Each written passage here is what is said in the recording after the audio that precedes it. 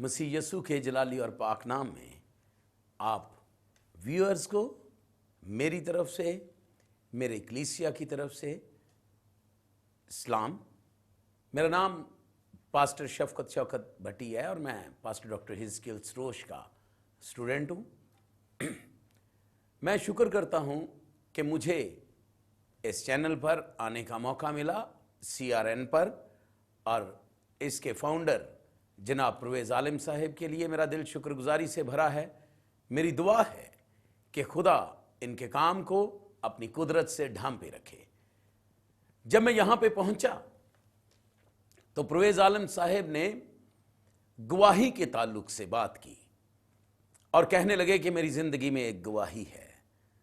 तो वो जो गवाही उन्होंने पेश की तो उसी वक्त मुझे मजमून मिल गया और मैंने कहा कि गवाही ही की ताल्लुक से मैं आज आपके चैनल पर टीच करूंगा। मैं शागिर्द हूं और सीख कर सिखाने का मैं पाबंद हूं।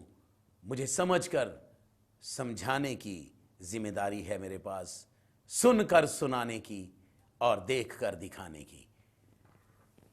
आज आपकी खिदमत में गवाही जो लफ्ज़ है, जिसको बड़ा आम किया गया बड़े चैनल पर, और इसकी जो डायरेक्शन है वो किसी और समत चली गई। जो बाइबल की गवाही है, हम आज उस पे गौर करेंगे कि गवाही जो बाइबल की है वो क्या है। जो लफ्ज़ गवाही है, इसके लिए जो यूनानी लफ्ज़ इस्तेमाल हुआ है वो है इडियोथ, EDUTH,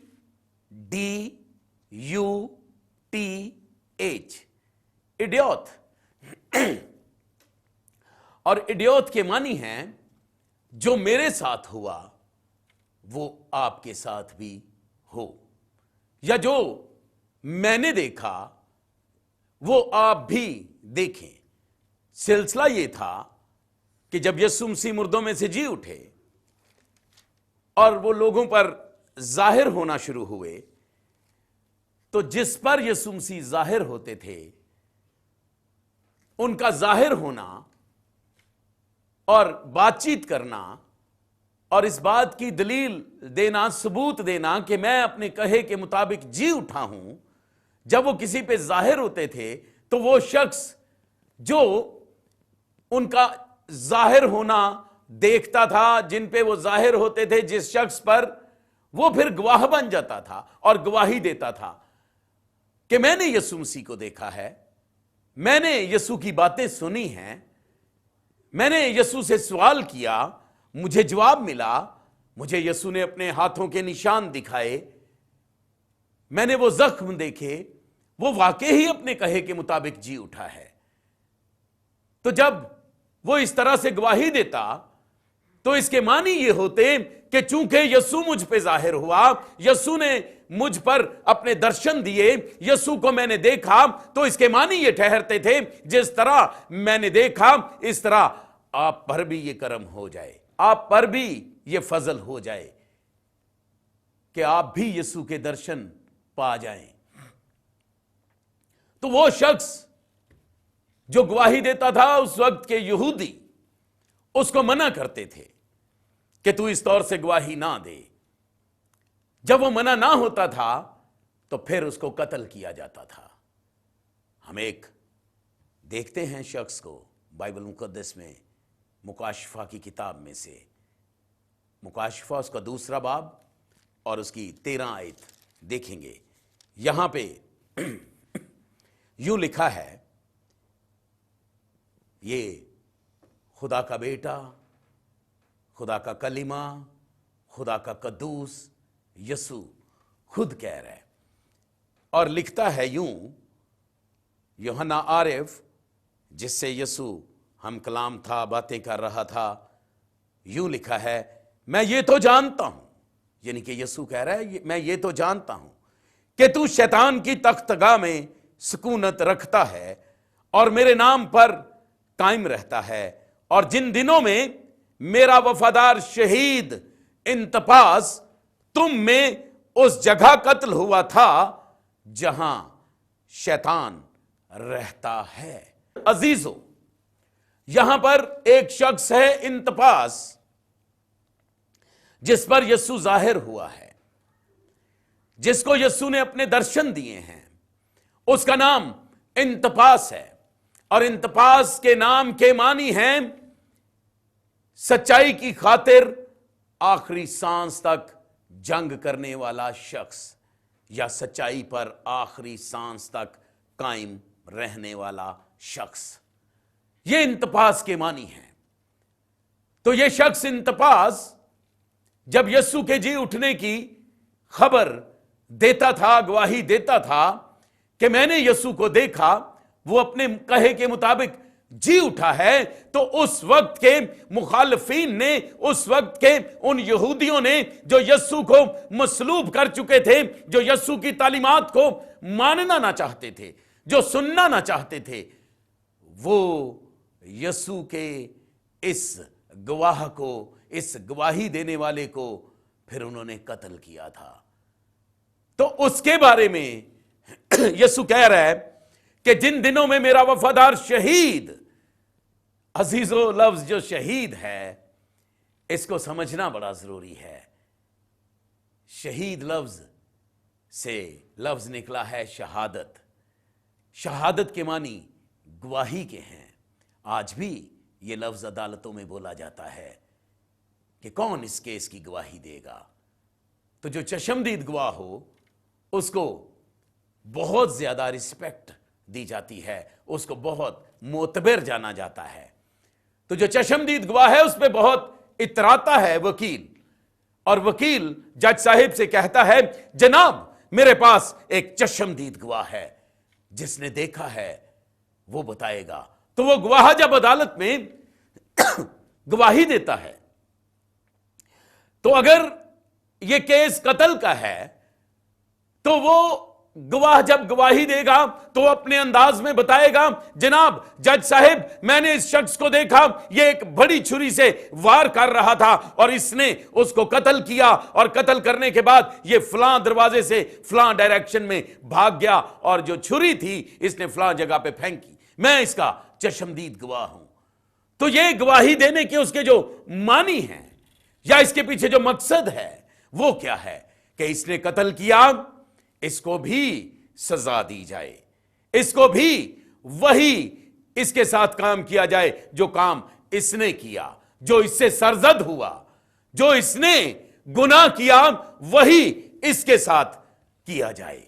तो यहां से इडियट लफ्ज के मानी मुसद्दका तौर पर हमें समझ आ गए कि इडियट के मानी है जिस तौर से मेरे साथ हुआ तुम्हारे साथ भी हो।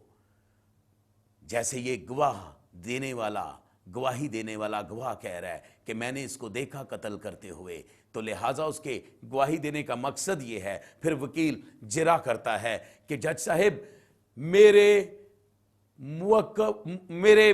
गवाह ने जो गवाही दी उसके मुताबिक इस शख्स को सख्त से सख्त सजा दी जाए, और वो जो छुरी इसने फेंकी थी वो फलां जगह से हमें मिली, उस पे जो फिंगरप्रिंट्स हैं वो भी इसी के हैं, लिहाजा सारी निशानियां ये बताती हैं कि यही कातिल है, क्योंकि इसने कत्ल किया, गवाही मिली, इसे भी कत्ल किया जाए, यानी इसे भी सजाए मौत दी जाए।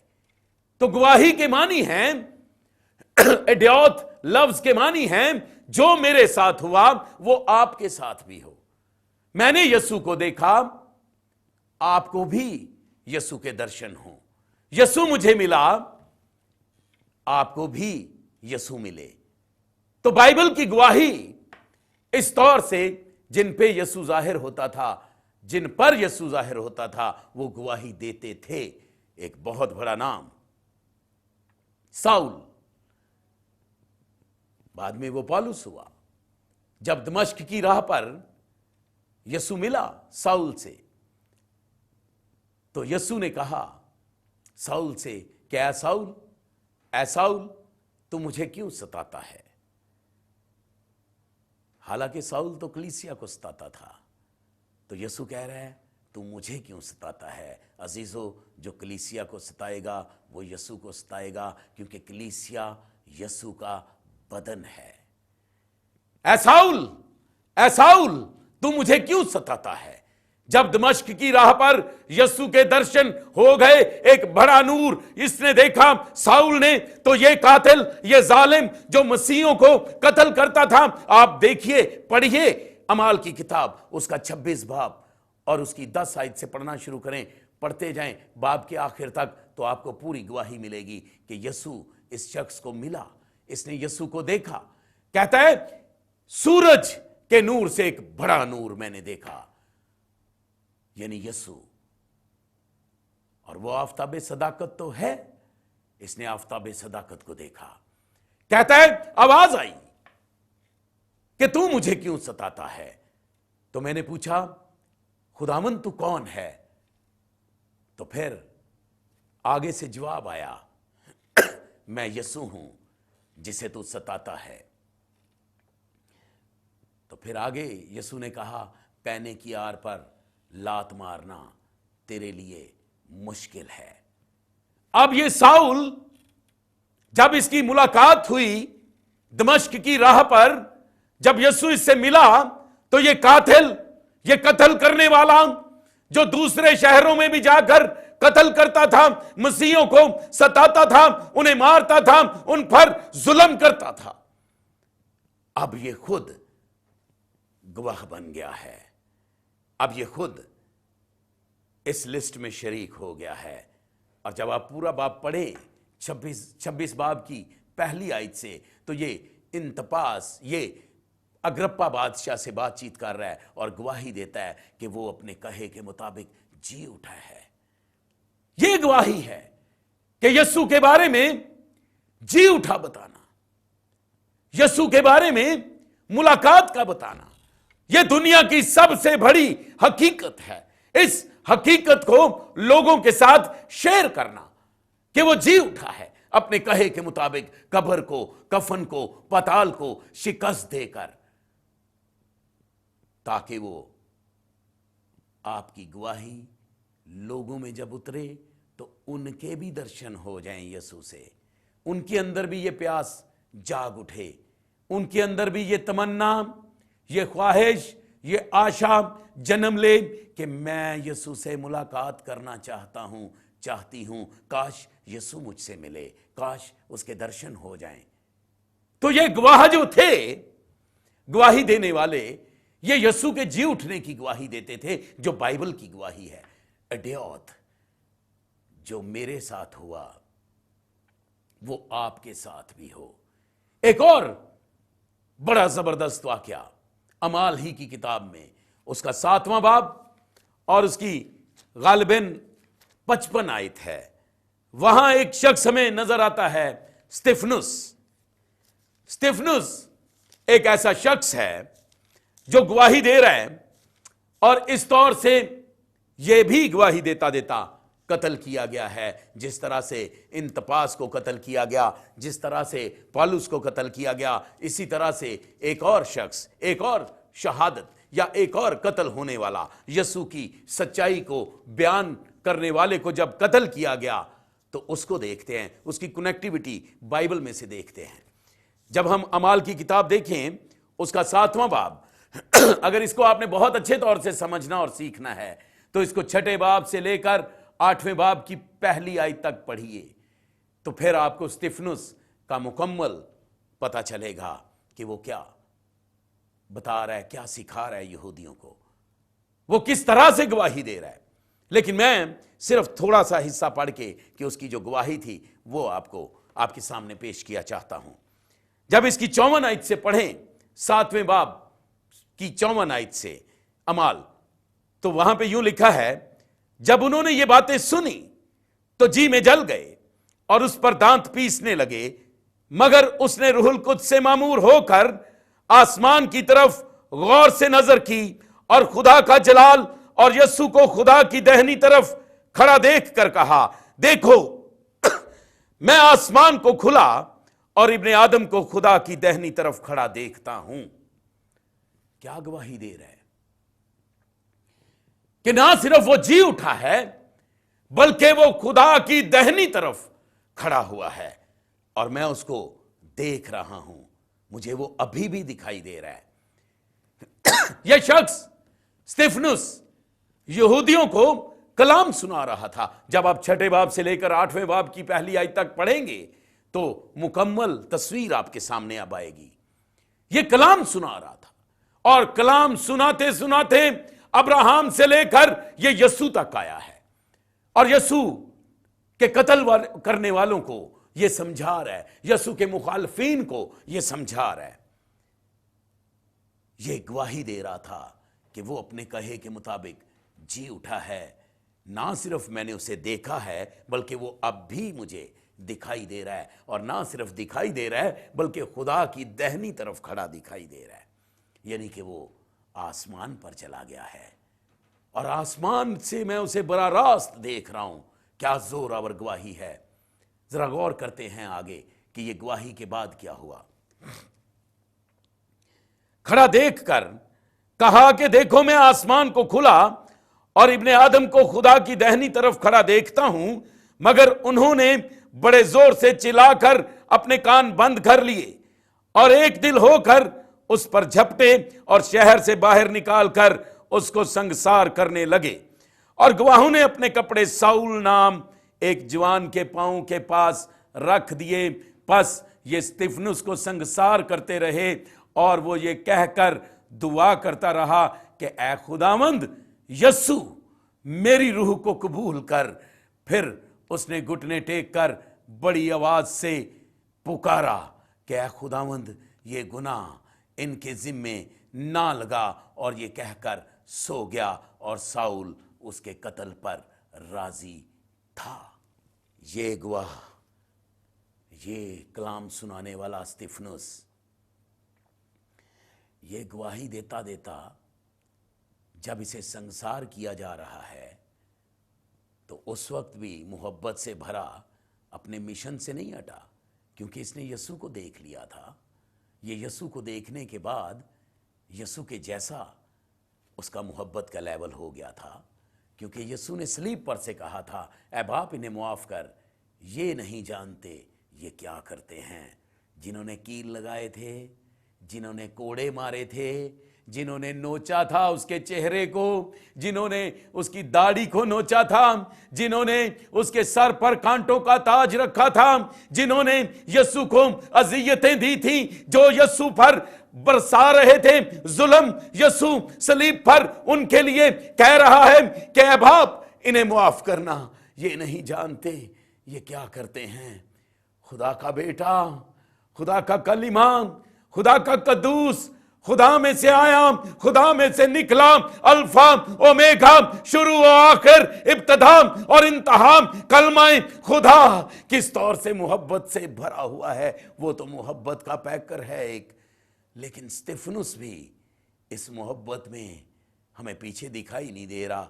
जब इसे इस पत्थरों से संगसार किया जा रहा है तो कहता है ये गुनाह इनके जिम्मे ना लगा, ये गुनाह इनके जिम्मे ना लगा।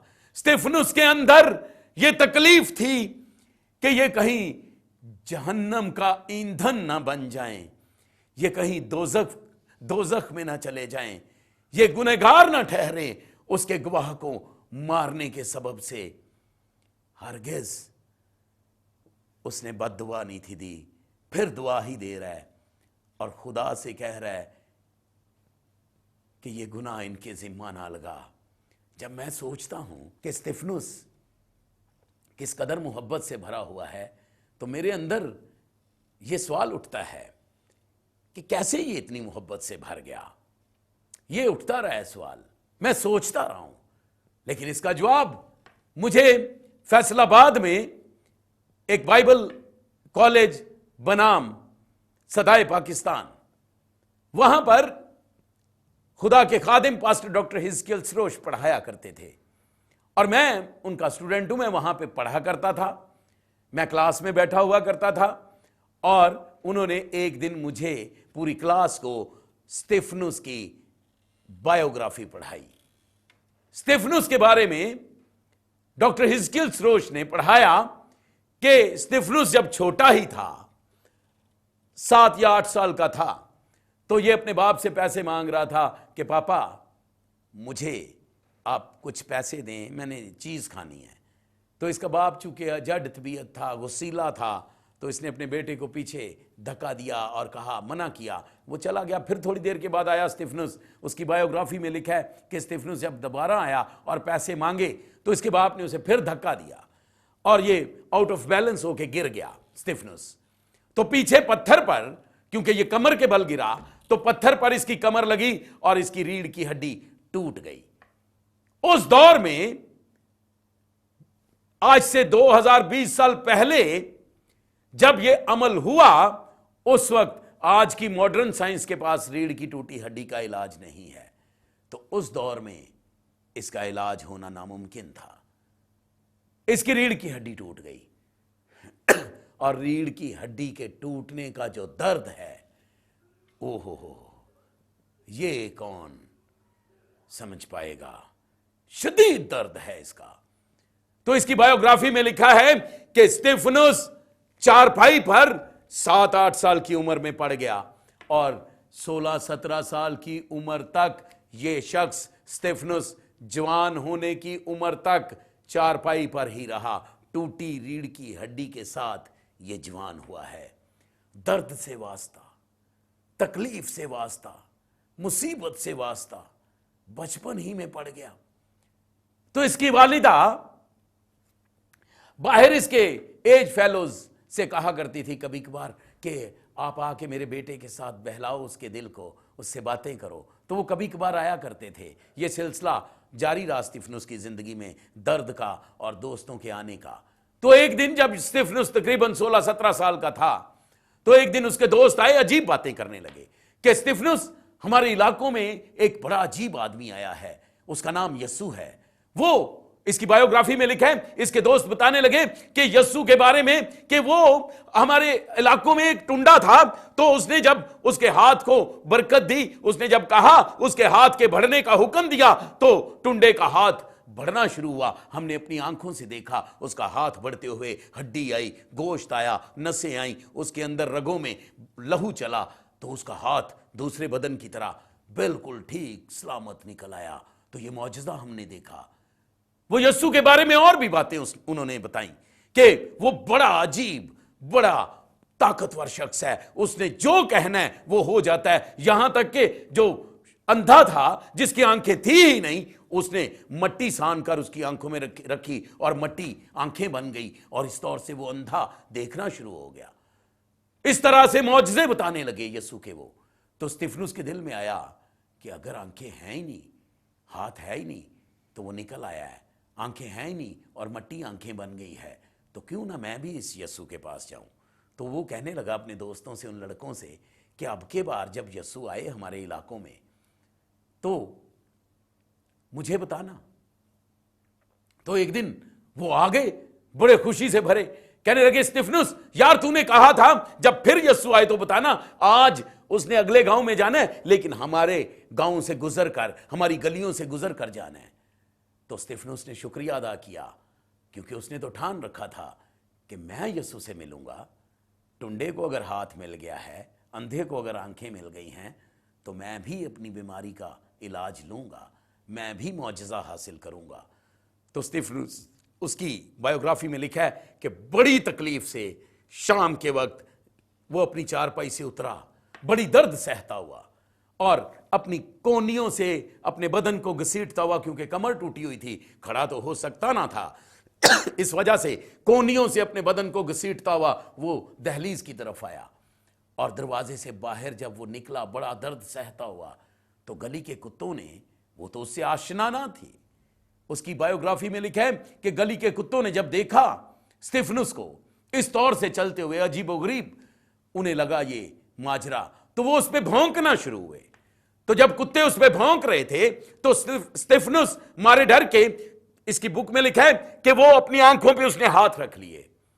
जब हाथ रखे आंखों पर डर के मारे, तो लिखा है आगे उसकी बुक में कि एकदम से कुत्तों के भौंकने की आवाज गायब हो गई और एक आवाज उसके कानों में आई कि स्तिफनुस ये हाथ मुझे दे दे। उसकी किताब में लिखा है कि जब स्तिफनुस ने यह आवाज़ सुनी तो अपने हाथ उसने हटाए, आंखों से देखा कि सामने यीशु खड़ा है। तो जैसे ही उसने अपना हाथ यीशु के हाथों में दिया तो वो एकदम से सीधा खड़ा हो गया।